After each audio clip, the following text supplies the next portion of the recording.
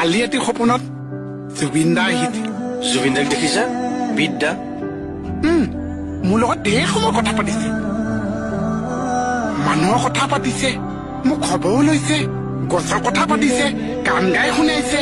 তাৰপিছত জুবিন দাই মোক সুধিছে, তহঁতে বাৰু মোক পাহৰি গৈছ নেকি বাৰু? মই কৈছো আমি আপোনাক নাপাহৰিছো দাদা।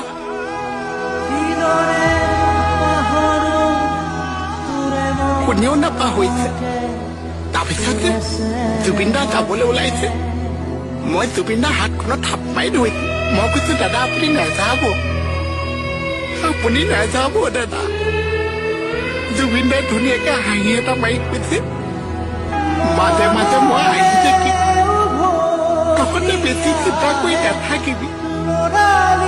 জুবিন দালৈ বহুত মনত পৰিছে।